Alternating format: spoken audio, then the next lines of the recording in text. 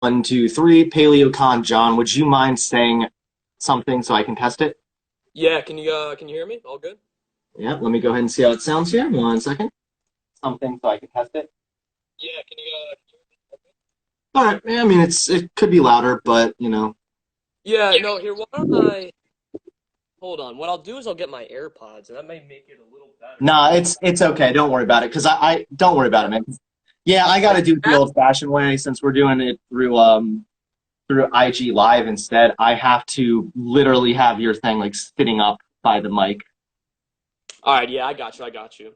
All right, so I want to let's give it a minute to let everybody get in who wants to watch, obviously. All right. Yeah, I apologize that I don't have that long. Probably Yeah, an hour max. yeah, that should be sufficient. So, yeah, no, congrats on your new house and everything, man. That was cool. Thank you. I appreciate it. Yeah. That means a lot. All Thank right, you. I think yeah, all right. I think we can let's go ahead and start. So, But how do you want to structure? why don't you just present your opening arguments, what you think about trans people? I mean, I kind of have made mine pretty clear.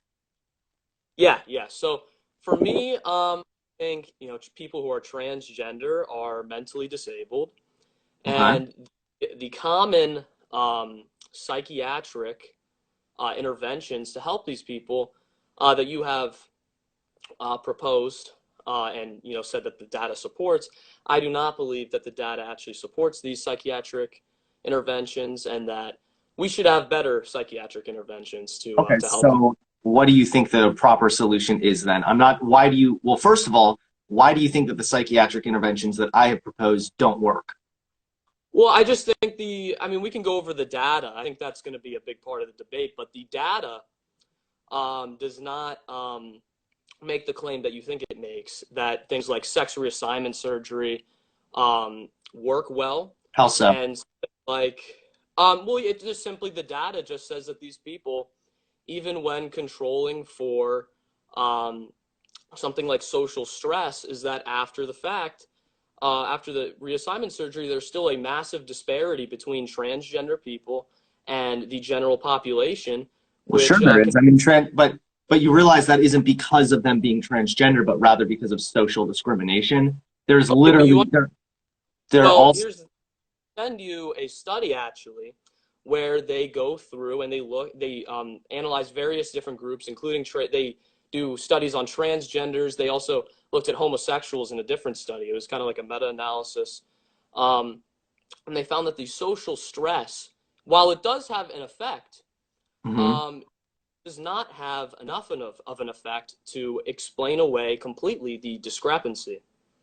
Well, it's Therefore, not. It's probably not just because of social discrimination. I mean, you can even see like I believe black people commit suicide, or no, no, they don't.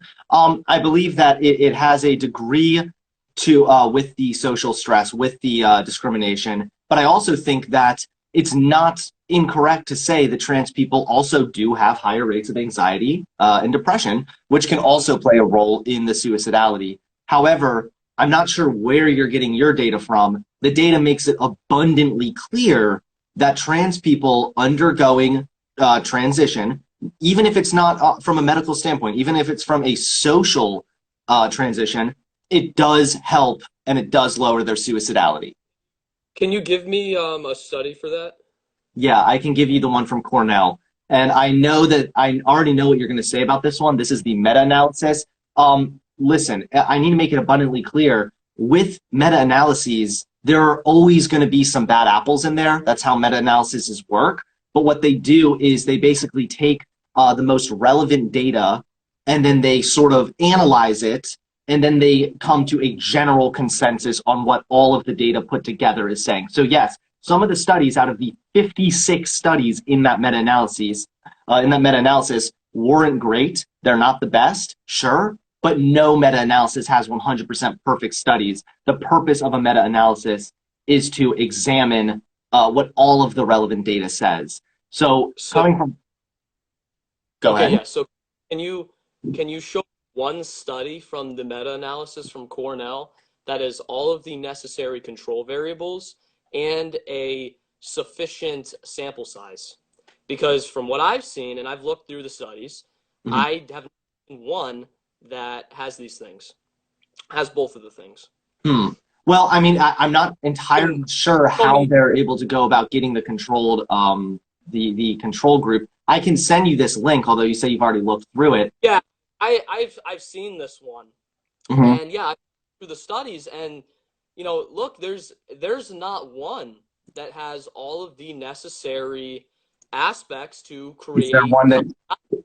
So when you can't have a meta-analysis when you look at if not one of the studies, not a single one, is able to establish causality, then the meta-analysis is has no purpose because Is there a none of meta-analysis showing otherwise?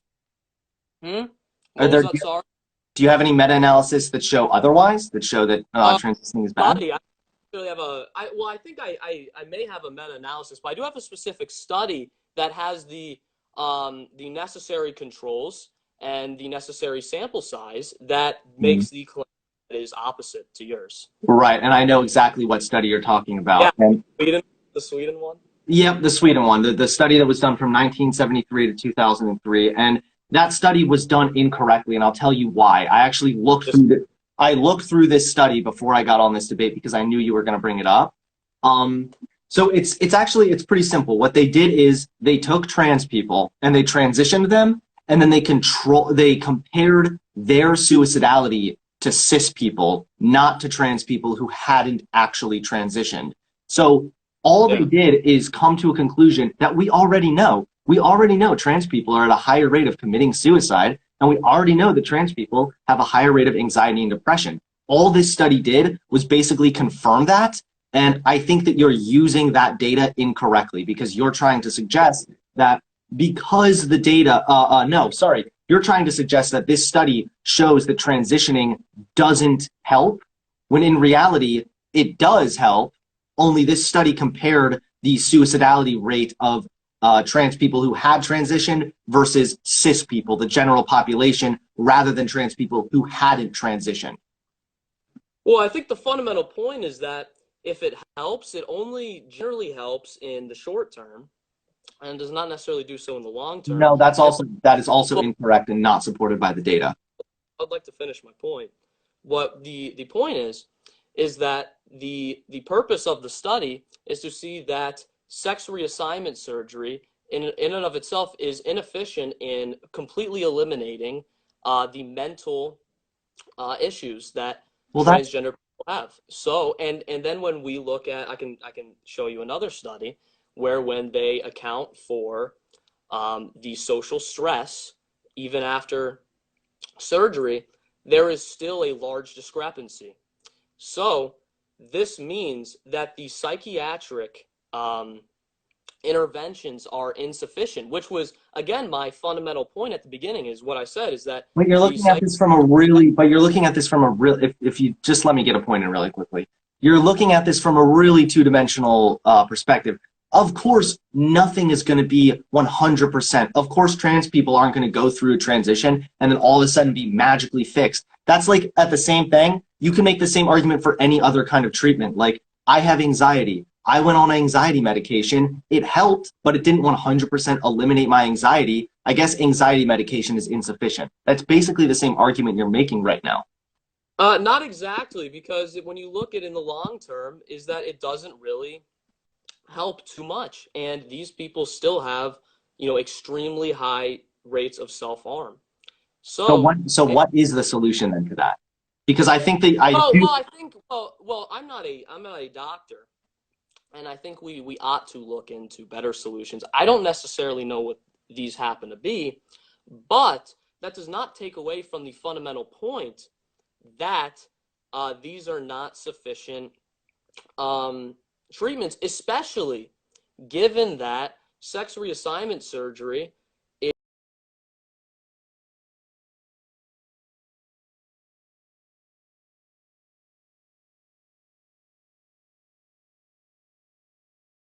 something that they want. But people can And always make a they, mistake when it comes to medical. they, are, they are, and to get into the more of the moral aspect, is that you are basically mutilating the genitals of somebody with a mental disability, and it Hmm. is not them to the extent that is alleged. Well, you haven't really provided any counter data to suggest that. You provided the one study from Sweden, which I'm familiar with, and I'm familiar with how the data was gathered, and that it was pretty much as bad data. Um, I mean, there are so many more relevant and more recent studies which show the complete opposite. There have been countless What studies. you want to show me like another like meta-analysis that makes this claim? Because the first meta-analysis you cited does not have the enough data that is It has truly 56, hold on, it has valid. 56 different studies in Yeah, that 50. meta-analysis. Some of them aren't the greatest studies, but that's how all meta-analyses are. All of them are flawed. Every single one. Read every single one. Not one of them is sufficient. All right, let's see here. This is another one, but I don't think this is going to have the proper control group for you. Um, let's see. I want a good N, and I I would like, want this. well, hold on, because I want a good one also. You haven't given me any data. I've at least been able to provide I, something. I gave you the one study that you mentioned that had, let's see, how many people? 324, and it had the necessary controls. Okay. Well, you understand why So that one was done poorly, right? if I have one study that is completely valid in the scientific method that makes my claim, and you have a meta-analysis with 56 different.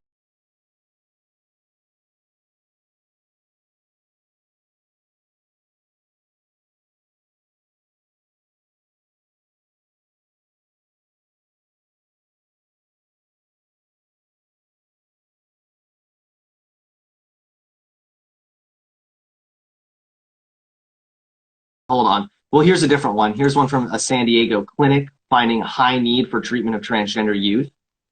So there's one that we can probably both agree on. The thing is that here's Oh, but kind of well here's wait a minute. John. Here's been your argument so far. There's been one study that says something differently from the majority of academic consensus that transitioning is a good thing. You found one study that was done with Wordy fallacy, but okay. You've cited one study that was done that was flawed in the way that you're using it. I Uh, and, disagree. and all you've done is shown what we already know, that trans people have a higher rate of depression, anxiety, and suicidality. That's correct. At least I have some solutions here that seem to be pretty much grounded in data, whereas you say, well, I'm not a doctor, I just think what we're doing is bad. Well, you need to provide a counter argument or you have no argument. So I'd like Sure. All I said is that the things are in themselves are inefficient because, as we can see from the study that properly utilized the scientific method, unlike the 56 studies. I also want to talk about this other meta-analysis that you kind of started to talk about, but then you stopped talking about. I would love to mention that in a minute. But of all these studies, not one properly uses the scientific method, and I have one that says that that properly uses it and looks at these things over time, large period of time, and it finds that the sex reassignment surgery is not very beneficial. And moreover, Is it the when you Swedish study? yeah, and Well, moreover, we already okay. Hold on, because I we already moreover went over this one. oral when you have a psychiatric intervention that mutilates the genitals of people who have a mental disability, Hmm. uh, not even providing a good amount of help to them, really. And even when you account for, which I think the other study was done by Mayer and McHugh, Hmm. and they looked at they looked at the. I'll read you what they have here. I think I have it.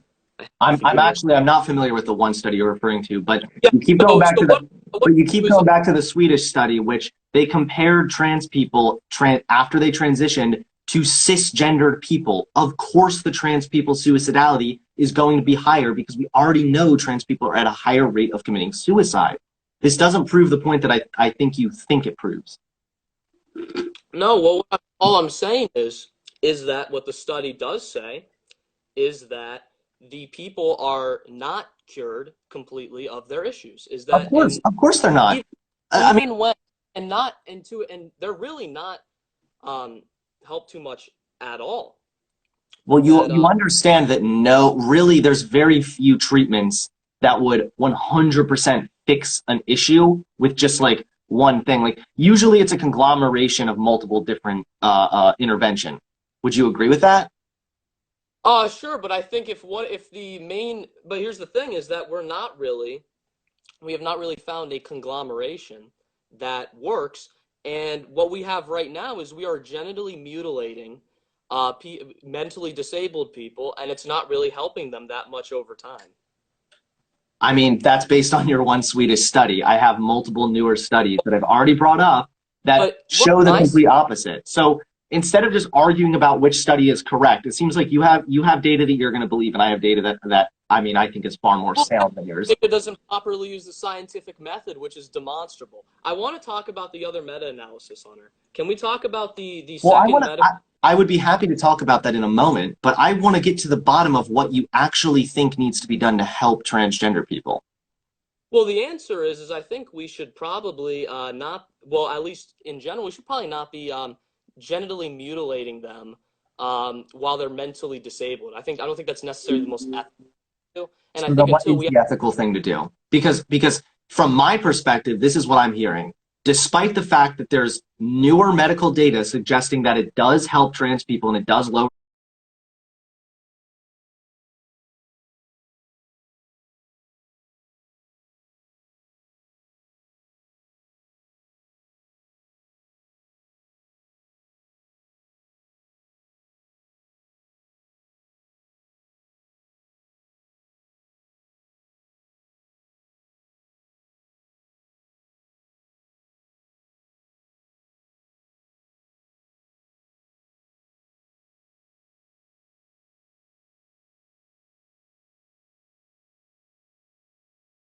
followed up on people, and they found about, I think it was about 8% of the people they followed up on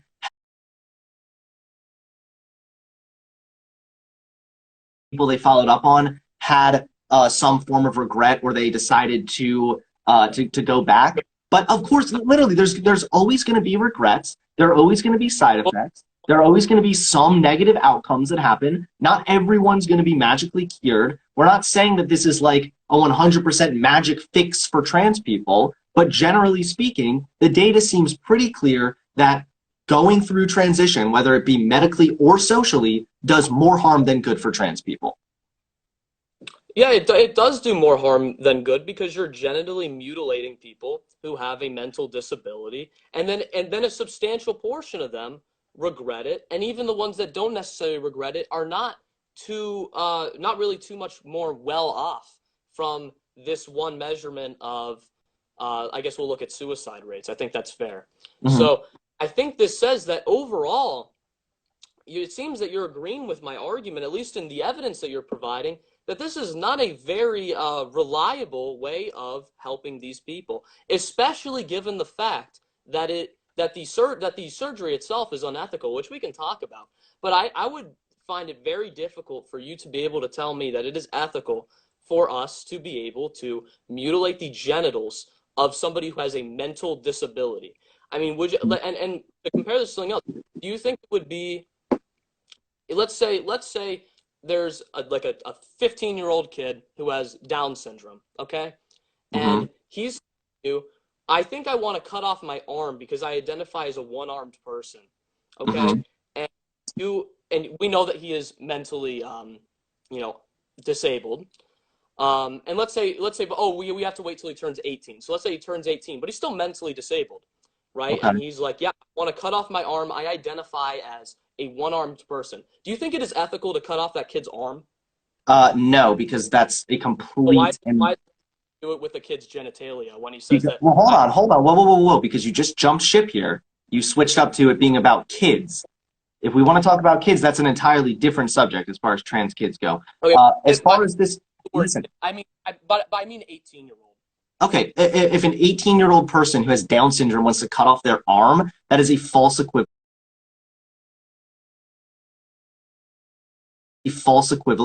to a trans person, and I'll tell you why.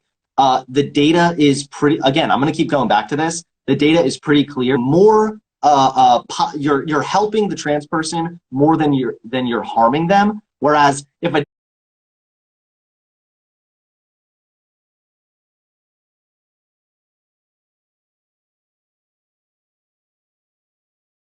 if a Down syndrome kid says he wants to cut off his arm and you cut off his arm, you aren't doing anything to help that kid. What if the kid is very mentally disturbed by the Well,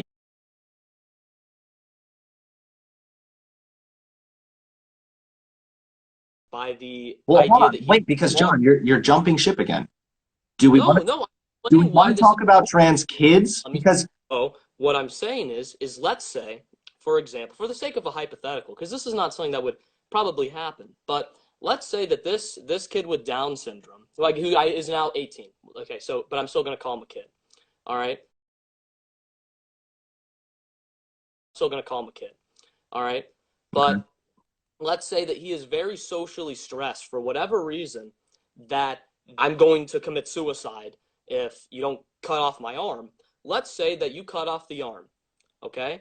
And this alleviates his, for whatever reason, he is alleviated of his stress of um, having two arms, okay? Because he identified as somebody with one arm. Then it's, and even so, let's say this is a net benefit for his mental health for whatever reason. Hmm. You're saying thing with sex reassignment surgery. And look, I think we all, and I think we can agree that both things are unethical because we are mutilating somebody who has a mental disability and does not necessarily have the ability to make a decision Hmm. truly rational.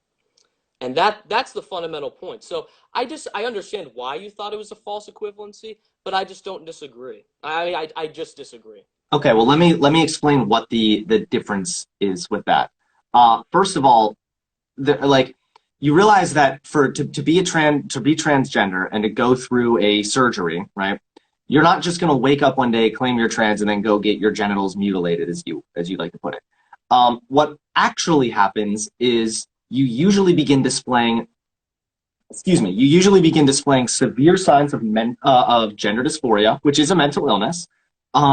You begin showing extreme signs of depression, anxiety, so forth. You go to a therapist, you talk to a lot of different doctors, you're psychologically examined, and basically it is determined that the best case for you, the best solution for you to alleviate that gender dysphoria is to undergo some form of transition. It doesn't even have to be medical transition. It could be socially transitioning as well. Just identifying with different pronouns, wearing clothes that are usually associated with females. There's a lot of different ways to transition that doesn't always involve genital mutilation, as you put it. Sure, but we were talking about sex reassignment surgery, were we not? Sure, sure. And in a lot of Sure. cases, to help gender dysphoria, sex reassignment surgery is the proper option. And even if you want Well, to, well, but hold on. again, the data really saying that though. The data is saying that it is not really helping to, a really like big No, no, no, extent. no. I mean, What the data it may is help. not, no, what the data is not saying is that it doesn't 100% fix the suicidality rate of trans people, which nothing would do that. Is the point. Nothing would 100% fix But anything. again, maybe so I would say it would be great if 90% were, but it's not even close. It's only to a very small percentage that it will help. And moreover, is that you have to understand that with these studies, to go back to how statistics work, these people did not commit suicide previously, obviously, right? Because they're still alive. Okay, so what we should do is we should have some sort. What is the measurement, which we don't have, obviously, is for the people who do commit suicide and the people who get sex reassignment surgery who don't. So what I'm saying is that the people who commit suicide don't get the sex reassignment surgery, but if they did, we don't really have a complete answer on whether or not that would have affected their mental health. Because think about this: the people who are getting sex reassignment surgery have not committed suicide, so we truly do not know the difference between these two groups. Okay, and because of this, we actually cannot definitively say that it helps at all. But I think that it may help. I think it probably helps a little bit, but we actually can't say for sure that it helps. And when you bring up that, and I think this is where you were going with comparing it to when you were saying with the Swedish study that they should compare it to a trans group, right? That's what. Yes. for a proper control. Okay, you understand why you can't do that though, right? Could you explain it to me? Okay, yeah. So it would be unethical if you were to take a group of transgender people and only allow some of them to get the surgery, and then you force others through coercion to not get the surgery. That would be an unethical form of study. Okay, you understand why that's the Yes, case? I can understand that. Okay. So you understand that we truly do not have, given that the data that you've provided does not have the necessary sample sizes and controls, we actually cannot objectively measure the differences in hypothetically of what the suicide rate would be. Okay? So we actually do not know for sure, logically, if the surgery actually helps at all. We cannot objectively prove it. But I think that it may, but I can't prove it, and neither can you, because your studies that you have cited do not go through the scientific method adequately. Hmm. I mean, that's fair. You know, that's a fair opinion for you to hold. I do understand how it could be an unethical study to force to not allow some trans people to go through transition. However, there are certainly ways to do a controlled group where it doesn't have to be unethical. You could control, for example, because what they did is they took trans people and then controlled them to like cis people. You could take the trans people who transitioned and then compare that to trans people who just hadn't transitioned yet. I already explained. Okay, but you understand that when you have to look at a long-term, you have to. Okay, so let's say, how long was this study? This study was. It was done for a couple, like 20 years or so, actually.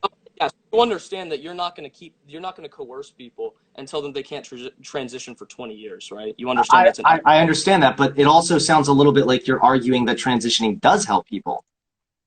Well, I'm saying that it's very. I think that it may, but I can't prove it statistically. But you can't really prove that it doesn't either, because the data, even if this data that you are citing, hold on, even if this Swedish study uses the control groups that you like, it doesn't actually prove the point that that you're trying to use it to prove, because you didn't you didn't compare trans people who transitioned to trans people who had not.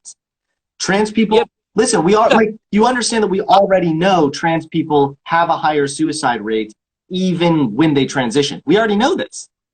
But, well, look, you're arguing that we ought to do the surgery, right? Mm-hmm. At least ought to have the choice. Yes. Okay. My point is that therefore the burden is on you to show me that this surgery objectively, based on the data, is 100% without a doubt a net benefit, and you do not have the proper meta-analysis. Hold on. Nothing is 100%. However, there is a higher statistical likelihood that it will have a benefit rather than it not having a benefit. Okay, but you understand. I already explained to you, though, that you can't actually statistically represent that. There's no study that does it, because we cannot ethically have the control group that you're advocating for. But what I'm saying is that we know for sure, because of the Sweden study, that it does not, in fact, cure the disparity, even when accounting for social stress. Sure. Everyone's going to be different. There's going to be different ways to cure each thing, right? My point is that we don't actually know that these people would have a different suicide rate if they had not transitioned, because there's no data that represents that. And any data and all of the data that you've provided to try to make that point does not properly use the scientific method, which you cited the Cornell one, and we still haven't even talked about the second meta-analysis that you mentioned. Well, there's no question. There's your data, and then maybe we can find some sort of agreement. So do you want to do that? Could you say that again? Do you want to talk about the second meta-analysis, because you still have to provide adequate data, because you have not done so, because the Cornell meta-analysis was flawed, which we've demonstrated. I mean, you've only told me that it didn't use the scientific method, whereas the one study you're citing, even if it did use the scientific method, didn't have the proper comparative measures. So there's really, you're basically saying trans people transitioning doesn't help them, because this one study that wasn't done correctly said. And I'm saying transitioning does help people because based on these multiple different meta-analyses and multiple different medical researchers have found that the suicide rate goes down for trans people when they're no longer dealing with gender dysphoria to the same extent. Okay, that was to some extent a straw man. Okay, so I'm not saying that we so I am using this one study which does properly use the scientific method. Therefore, the data is authoritative, while your data is not authoritative. So my one study that I've brought up is actually holds more weight than both of the meta-analyses you've brought up. We've only talked about how one of them's Well, flawed. how so? But how so? Because you realize the flaws with that data, right? Well, Like what are you really trying to prove it's here? not it's not really a yes or no. The answer is that because of this study, we understand one thing. We understand that we know that transitioning does not really cure all of the it doesn't really cure even much of the issues that transgender people have. That's what we know from the study. Okay? Now logically, we know that to have the desired control group that you want, Mm-hmm. we would have to use an unethical practice. So, and the studies that you have cited that try to make your claim do not use the scientific method adequately. So the point is that we cannot definitively say that mutilating the genitals of somebody who is mentally disabled is going to help them. And you are advocating that we do this. And based on data that really doesn't exist. You Well, understand why this is an issue, right? I can understand why from that perspective it can seem iffy, but I can also understand from the data you're using, you cannot concretely say that it doesn't help either. So let's go back to the beginning Yeah, then. but you're You say, advocating well, that hold on, we because ought you to do say, something. You understand how like this logically works. If you're saying we ought to do something, you have to prove that it works. I'm saying we shouldn't do it because we cannot objectively say whether or not it works. Because I am uncomfortable. I don't know if you are, but I have, ethical issues with genital mutilation of people who cannot really consent adequately. I don't know well, about you, but here's where, so you think because they're transgender, they can't consent adequately, even if they're a legal adult? yeah, because they have a mental disability. I don't think people with mental disabilities can adequately Well, consent. okay, so what mental disability do they have? So yeah, And so I also, think by the way, just so we can be clear, the Cornell study I'm using, it does use the scientific method. It absolutely does. yeah, That's but the it doesn't do it adequately though. It may Yes, go it through certain does. It aspects. goes I through a understand that it's meta-analysis not. of multiple different studies, and it finds that transitioning has a positive effect. It says meta-analysis. I'm literally reading this from the thing.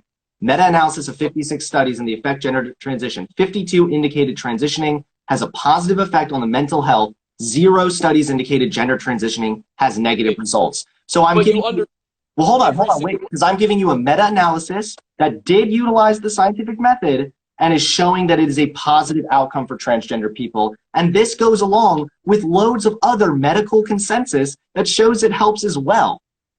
Hunter, how many of those are narrative analyses that aren't actually scientific studies? I'm pretty sure 20 plus of them are narrative analyses. They're not even actual studies. Then the actual studies that are present do not actually have an adequate sample size, and they do not have the adequate control variables. Okay, so you understand that if none of these studies in the meta-analysis are valid, that the meta-analysis itself is not valid. Okay? So let me try to paint this in a way. It's going to be hard to draw an equivalency here. So just try to work with me here. Okay, so if I have a room, so what did you say? Your meta-analysis, what, 56 studies or I believe something? so, yes. Yeah, 56. Okay, so let's say you have a room of 57 people. Okay, one guy in there is a historian, and the other 56 guys claim to be historians, but they're really not. Okay, Mhm. and say that the 56 guys, all 56 of them, say that for whatever reason, Abraham Lincoln was not shot at Ford's Theater. Okay, and the one historian says that he was. Okay, do the opinions of the 56 non-historians outweigh the opinion of the one historian? Yes or No, no? no. No. Okay. You understand that when you don't have valid studies, okay, meaning that they're not they don't mean the necessary Hold qualifications on, because to you're wrong here. make I'm or not trying to interrupt you, but they are valid studies. They but they're might not not. They don't have the individually, hold on, individually, these studies might not hold that much weight, but when conglomerated and put together for the sake of a meta-analysis, they do. no, they don't. Okay? If you do not have the necessary if I literally just disproved this with my example. So that's like saying that the 56 people who claim to be historians, even though each single one of them is not an historian, okay? They do not have the qualifications on their own to make an authoritative statement. Putting them together does not make it so that their statement is automatically more authoritative. Yet the one that is properly qualified does have the ability to make an authoritative statement. You understand why you literally agreed with my example and then at the same time disagreed when it was applied to this argument. That is cognitive dissonance. I'm more here. Okay, I do understand where you're coming from, but the fact that you're still resorting back to that study that didn't use the proper comparative measures, it's No, like wrong. this. What this meta-analysis is really aiming to do is it's trying to suggest what might help. You listen. We might actually be able to find some common ground in the fact that I'm sure that there is more research to be done to know what the best measure for helping trans people is. I'm sure there's more research to be done. I'm not saying that this is 100% the end all, but I'm saying based on the data that we have available to us today, based on the meta-analysis that we have available to us today, it suggests that going through the gender transition does do some good. And even you have admitted it does more good Oh, than harm. I said that it may, which is what my study says. I'll read you the conclusion word for word of the study that I've cited that properly uses the scientific method and tell me where they do not have the authority to make this conclusion based on the data that they presented with their sample sizes and controls, okay? Persons with transsexualism after sex reassignment have considerably higher risk for mortality, suicidal behavior, and psychiatric morbidity than the general population. Mm-hmm. Our finding that sex reassignment, although alleviating gender dysphoria, may not suffice as a treatment for transsexualism and should inspire improved psychiatric and somatic care after sex reassignment for this patient group. Okay, what part of that is completely not completely like unfounded based Well, no, on no, what no. is well I'm not saying that it's not founded. I'm saying you're not bringing any new argument to the table. I already what I'm knew, we already knew that trans people have higher rates of suicidality than the general public. We already knew that. what I'm saying is that you are saying an ought to, okay? You are saying that we ought to have sex reassignment surgery. Mhm. However, based on the data that you have provided, which is insufficient because each individual study in the meta-analysis is invalid. And we haven't even gone over the second meta-analysis that you used that is also invalid. And I'll read, and I know which one you're talking about. So, but you can say it's a different one if you want, but I'm pretty sure this is one that because I've watched your debates and you've used this before. Let's see, I gotta find. Okay, here we go. The majority of the studies were cross-sectional, lack controls, displayed risk of bias. Okay, these studies are not actually able to establish Is this causality. right? Well, hold on. Is this the second one? This is the one that is titled. Yeah, this is the second one. The I'm one I'm that's aware. titled. I actually, you know what? Orthodox theory totally called me out on the fact that that didn't use a good control group, and Yeah. I have since stopped using that study. That's why Oh, okay. I was confused because I saw you use it in your debate with Sean. I don't. Was that one after Unorthodox? I'm not sure. I don't remember the timeline. I'm not entirely sure. But for the most part, I try not to resort to that one. But the dysphoria, and I want to get back a little bit to something that you said earlier. You said that because trans people are mentally ill, they don't have the ability to make medical decisions for themselves. Yeah. I know that's not a direct quote. So Black. how can you substantiate that a bit? Because just being transgender in and of itself is not a mental illness. Okay, so why don't we first, because we need to agree on certain things. How are you using the term mental illness? I'll explain how I'm using it, and if there's a disagreement, then we may disagree. How I Well, use mental. Okay, go ahead. Sorry. Go ahead. Yeah. So how I say mental illness is that if you require a psychiatric intervention, you, by definition, have a mental illness. Is that Right. fair? Yeah. Well, yes, but that would be gender dysphoria, not being trans. Okay, but you understand that so given that your data has been disproven because your meta-analysis does not have valid data, if we're going to go off the data based off the Sweden study and say that there is still a discrepancy, okay, and even after the Mayer and McHugh study, which I can message that to you after the debate, because it's fairly long. What they do is they go over a bunch of different topics, so it would be hard for me to send it to you, and then it would take like 20 minutes for you to find the exact part that has it. Okay. So what I do is I can like send you quotes from it or whatever. So and according to that, where they looked at multiple studies that actually did properly do the scientific method. Mm-hmm. They found that these social stressors, when accounted for, do not fully account for the discrepancy. Okay, so when there's a discrepancy, right, would you say that, and I think you were saying this earlier, that we ought to have another psychiatric intervention? Okay, there needs to be more psychiatric intervention to fully help these people, right? Well, I think you're a little confused right now. So let me try to explain this. Disagree. So gender dysphoria is a mental illness. All right. Yeah. We agree on Well, it. But hold yes. on. Can I finish? Sorry. Being transgender in and of itself is not a mental illness. Well, how are you finding are you saying transgender pre-op or post-op? Transgender, by definition, is just someone who identifies differently than, I hate to use the term because it sounds so liberal and gay, but I mean, it technically just means someone who identifies differently from the gender that they were, I guess, assigned at birth, as much as I think Would that's you say that by part of definition. that? Yeah, but I do think that part of that definition should be that they express this for, like, some sort of extended period of time.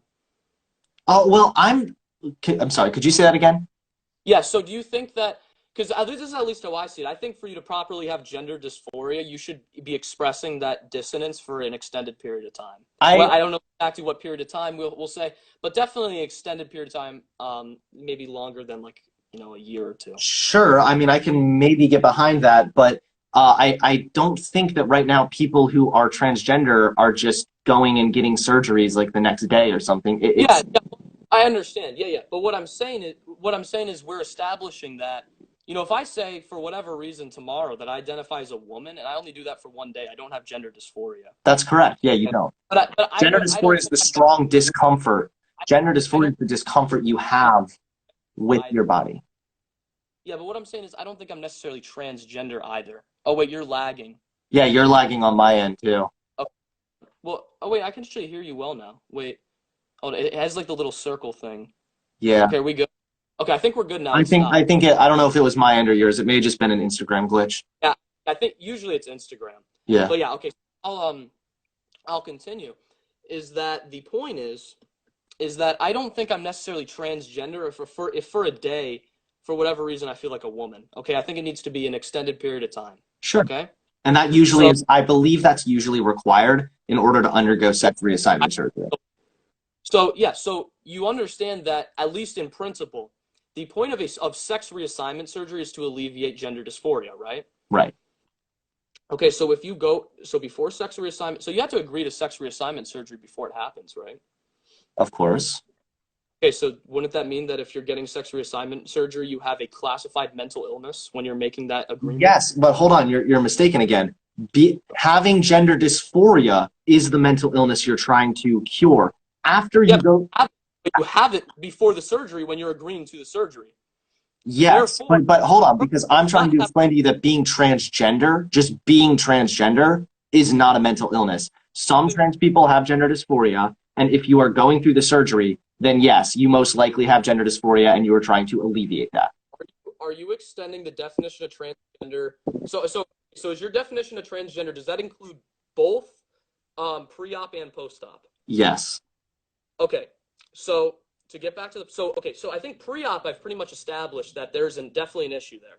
Okay, because you do have gender dysphoria. But you still haven't clarified on why they don't have the ability to consent to medical Oh, intervention, especially because okay. I want to get into that argument because I was establishing, just to mention real quick, I was establishing that even after, because of the discrepancy, the fact that they require the psychiatric intervention means that they still have, maybe not, we don't have a name for it or whatever, they still have some level of mental illness because because they require psychiatric intervention, which is why I said that that was my definition of a mental illness, and I wanted to agree on that beforehand. So now that we've established that they have a mental illness, I think that if you have any sort of mental impairment, you do not have the ability to fully consent because consent is a mental action. Well, hold on. So, well, like, what are you extending this to? For example, like, does someone with depression not have the ability to consent?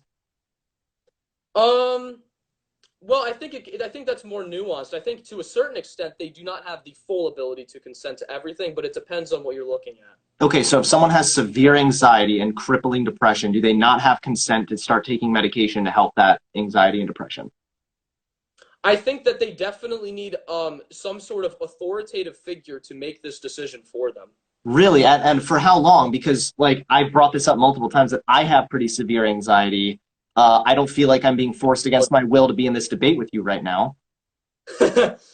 Yeah, so what I'm saying is that, you know, there's certain aspects, like I think for something as big as treatment, I think that we need to look, I think there's different levels. I think if you consented to like, I don't know, yeah, like doing a debate, I think that's a good example. That's obviously vastly different from getting like medication that is more physically involved. Well, hold on, because okay. So at what point do trans people no longer have the ability to consent? Because trans people usually do begin hormones before surgery, I believe. I could be incorrect by that, but usually trans people are going through kind of a treatment, social transitioning before they go through the medical transition. Okay, but they still have gender dysphoria though. And what I'm saying is that when they're making a decision, a medical decision, based on based on what they're dealing with. So let's say, like, to compare I want to use another example to make this like idea more clear, is that when you let's say like you have like crippling depression, okay? Okay. You are in some way coerced to take depression pills because it's pertaining to how you are feeling with your disability. So when you're transgender, so when you're well, let's say when you're gender dysphoric, you are in some way coerced by your mental state into doing this. Okay, you're just wrong about that. That's like saying, because that is literally identical to saying because someone has anxiety, they aren't able to go to a therapist and then begin taking treatment to help alleviate their anxiety. No, but I think there needs to be evidence that these things will work, and we need authoritative people to do this for them. We need somebody. Who's the authoritative people? Who decides this? We need somebody to make this decision on their behalf. Okay, who? So, for which example? For a trans person undergoing treatment, it's not just the well, hold on, because wait, can I finish? I'm sorry. It's not just the trans people who are making this decision. They have to meet with a therapist. Wouldn't you consider the therapist an authoritative source or an authoritative figure to consent for them?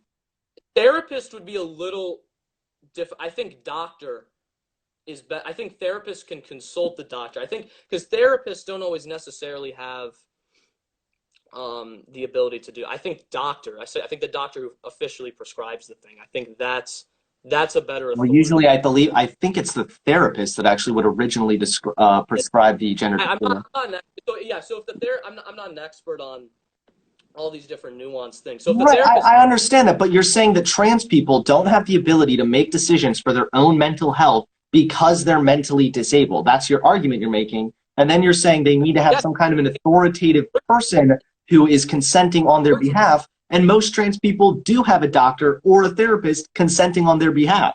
Yeah, but with data that's false though. We're not empirically representing this. Which is why the data is the most important aspect of the argument. Because the data doesn't represent this, then the authority is actually false and is not a true authority because the authority is not being truthful. I mean, the data I brought to the table, but I still am failing to see any kind of real flaws with the meta-analysis when it's really just designed to show what the data, kind of like where the medical data is going, what direction it's going in. Certainly, would you at least agree that it's better for trans people to acknowledge the fact that they have gender dysphoria rather than like being repressed back into the closet and being told to like just shut the fuck up? Um, yeah, I Like think I like just be honest, what's the solution in your mind for trans people? well, here's the Do we thing is just that all want I to don't just, I mean, do you want to just send them all off to a concentration camp? No, I'm kidding. I'm kidding. but I think that that look, if we do not have the necessary treatment for them, which we don't, and the treatment that we're currently using has clear ethical violations, then we ought to probably not use that treatment until we can find a treatment that is better and actually effective and possibly even more ethical. But we're in the direction of finding a more ethical treatment. When we But examine these people who go through the transitioning, whether it be social or medical, we're seeing a decrease in the suicidality of these individuals. okay, but you understand why you can't necessarily prove that because the And you when we understand that you can't necessarily prove that transitioning makes anything worse for the trans people because the study you brought didn't compare them I to other didn't trans people. say it was worse. That's false. I said that just did not have much of an effect. That's not worse. Okay, that's fair. All right, I stand corrected in that I could have I Yeah. didn't represent you properly in that what I just said. However, I'm not sure I'm not sure what you think the solution for trans people is, and I've never really heard anyone argue because you might have a mental illness that you can't like certain mental illnesses do affect your ability to make proper decisions. I'm not denying that, but gender dysphoria does not. Gender dysphoria is like a Well, conglomeration of anxiety and depression, body Chris, dysphoria, right? So I just fail to it see why does. that would hinder your decision-making abilities. It does. It affects your decision making pertaining to the issue that you have. Hmm. I mean, Yeah. I guess I would just hope you would extend that logic evenly to people like me with anxiety and depression, and tell them that they too should not be able to seek treatment for their own mental illnesses because That's not what I said. That's a straw man. What I said is that they do not necessarily have the full ability to prescribe these things to themselves. What I'm saying is that you cannot necessarily. I don't think you should be able to prescribe. And even though this is not necessarily the case, what I'm saying is logically that you should not be able to prescribe yourself. Mhm. Somebody should have to prescribe it for you. So you're technically, in actuality, I guess you're consenting a little bit, but you're not fully consenting. Somebody's really making this decision for you. And Right. what So I'm what? So okay, then let me ask you this: if it's and they're making and this decision is valid because the data, well, even though I don't read a lot about anxiety pills, I assume that anxiety pills have been shown through the scientific method to help anxiety, right? to So a degree, I mean, this they've also done studies where they gave people pills that actually were, I think they like it had no medicine in the pill.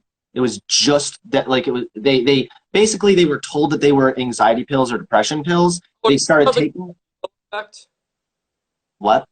Are you talking about like the placebos? Yeah. Like kind of like how people sometimes think it's working, but it's more like a mental thing. So Yeah. I mean, you Yeah. could also you could Yeah. point to a ton of different issues with taking anxiety medication and ADHD medication, depression, anxiety as well. So that Yeah, right? but what I'm saying is though, I think we agree on this point that these pills are actually like objectively good for like people with anxiety. That's what I'm saying. Therefore, because this is demonstrated through the scientific method adequately, this decision is valid for the authority to make.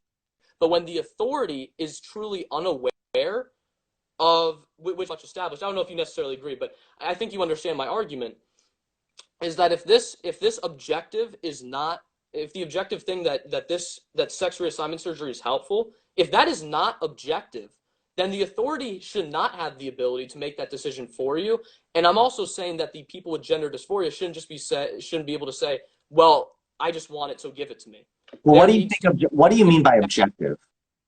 When you say it's sorry. objective, what do you mean by objective? Because I if you mean that in a sense of like 100% success rate, no medication is like that.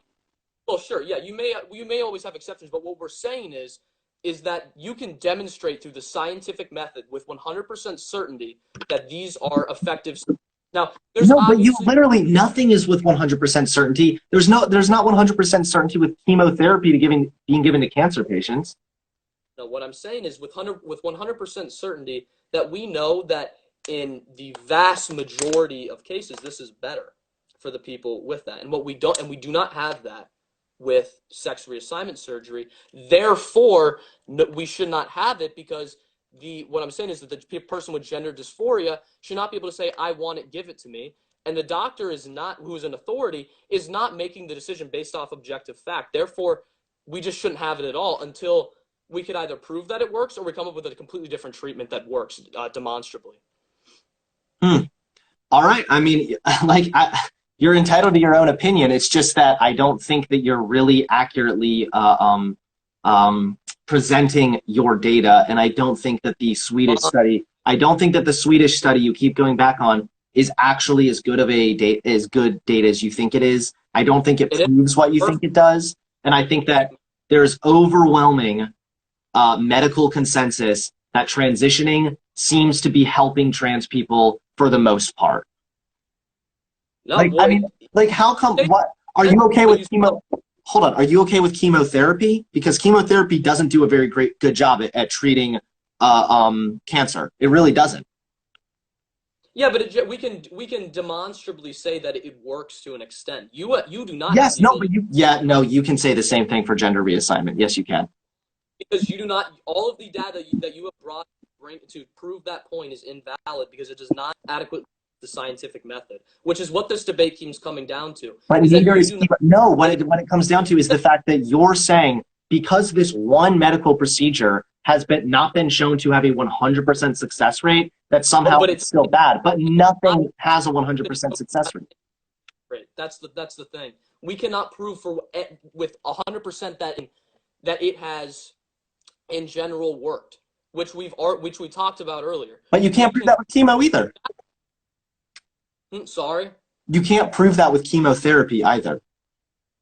Yeah, you can. You can say that in general, we know that this has a positive effect. And in general, I know that transitioning has a positive effect.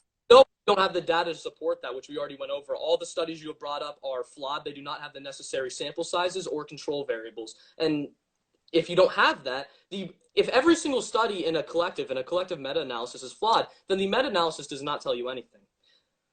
So I don't understand. I've already tried to explain to you how this meta-analysis works and that there aren't going to be 100% perfect studies in every single meta-analysis. It's generally supposed to be an examination of what the medical consensus is headed, sort of where, what these solutions are sort of suggesting to be, what they seem to be. I'm not saying that this is a 100% proof that it works, but your study is not 100% proof that it does.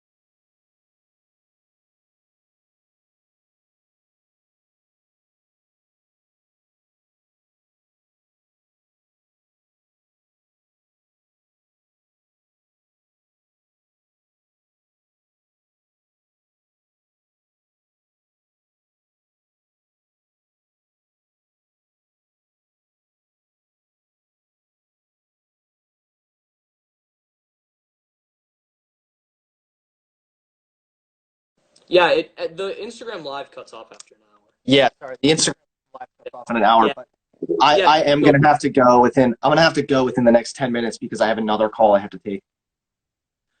But all I'm saying is, why can't you apply this logic evenly then? Because chemotherapy helps sometimes, but it doesn't always help. And sometimes it doesn't do anything. Sometimes it makes people's lives worse. The net benefit, though. We know the general rule is a net benefit with 100% certainty. But we do not know the same with sex reassignment. No, because you're hold on, you're skewing things again. It's not a 100% benefit.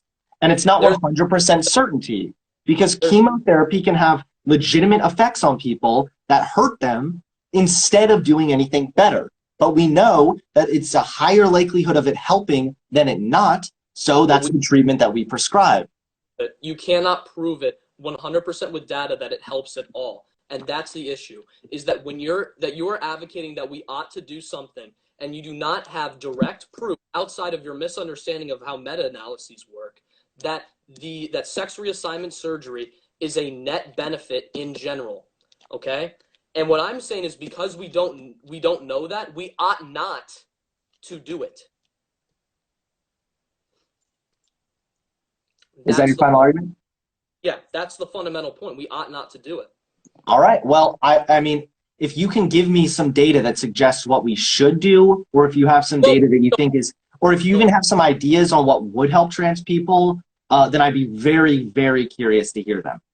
yeah, I think things that we know that help for sure. I think we could definitely not say these people are evil and everything. I think in general, if we are somewhat more accepting to an extent, even though I don't necessarily agree with it morally. I think to help these people specifically, you'd have to be more accepting to an extent, even though I think that they do indeed rebel against the Christian order, but we're not talking about religion, obviously. Hmm. Oh, yeah, so I think that would objectively help, but whether or not that's good for society, we can make there's different arguments. Right. I mean, I'm guessing you think trans people are bad for society, is my guess. Yeah, well,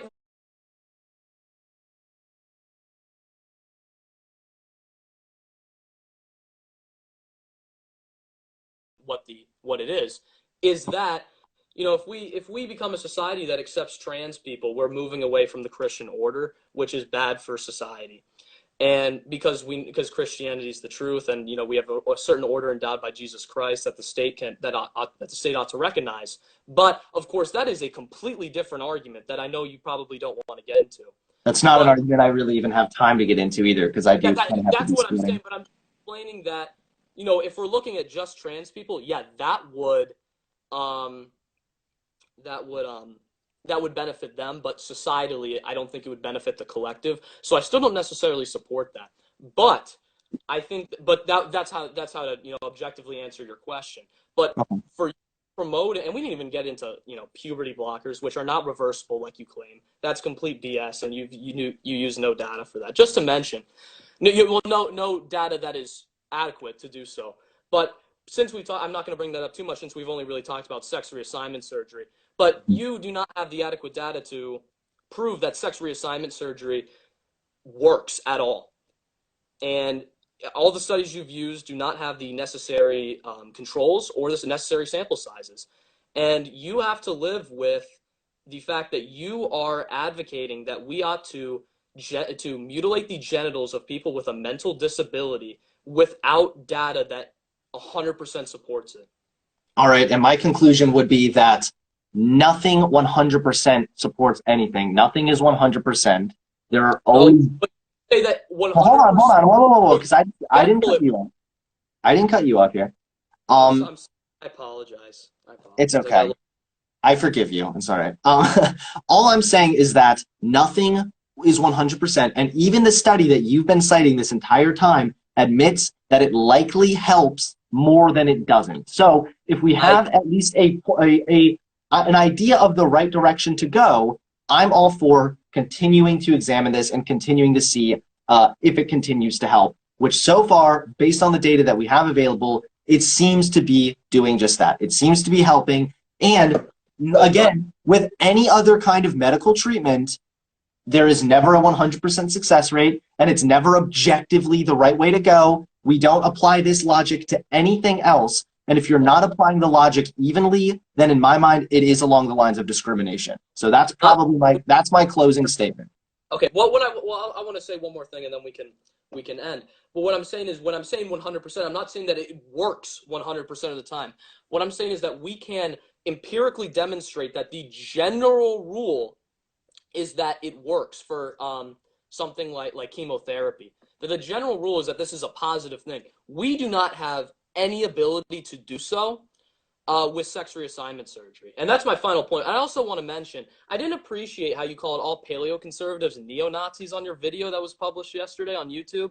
I also don't like how you specifically Vincent James a neo-Nazi. So I don't know if you want to comment on that real quick. I mean, how do you define neo-Nazi? I think that, well, a neo-Nazi would have to agree with everything that Nazis agree with. And these people obviously... That is literally, no, that's not true at all. I mean, do you agree that Vincent James believes in the Jewish question? But neo-Nazi. Does Vincent James believe in the JQ? I don't think Vincent James believes in systematically murdering Jewish people. I didn't ask that. Do you think that Vincent James believes in the Jewish question, that Jews control the world? They have, like, disproportionate control of media or something? Is that what you're asking? Well, no, it's more than just that, because I'm assuming that you believe this too, but I don't want to make any assumptions. Assumption. Okay, well then, do you think that Jews control the world? I don't think they control the world, and I don't think Vince James or any other paleoconservative believes this. I think that what Go take a look at Vincent. Hold on. Go take a look at Vince James' actual Instagram. He's made multiple different posts with multiple different dog whistles, acknowledging the Jewish question and hinting at it. And the Jewish question is not just that Jews have disproportionate power, because they are in disproportionate positions of power. But the Jewish question is that the Jews control the media, they control the world essentially, and they have a genetic predisposition to try and destroy their host nation. That is not what he claims. That is not what any paleoconservative claims. That's the JQ, though. Yeah, I know. And Vince James does believe in the JQ, and so does your buddy Fuentes as well.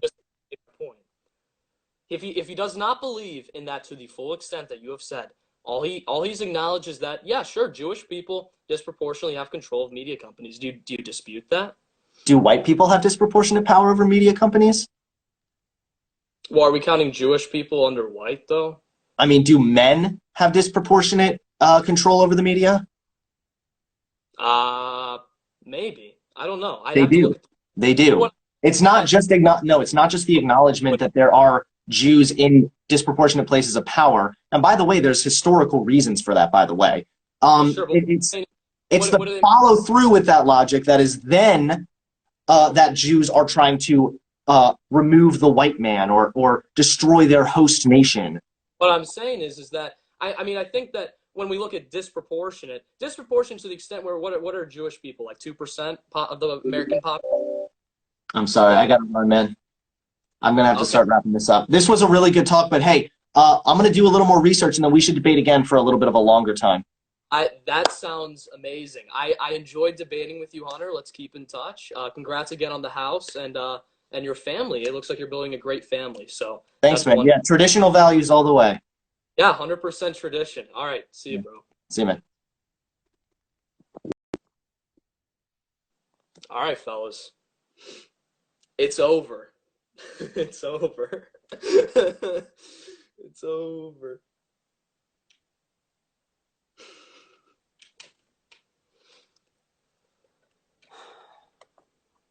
Hold on.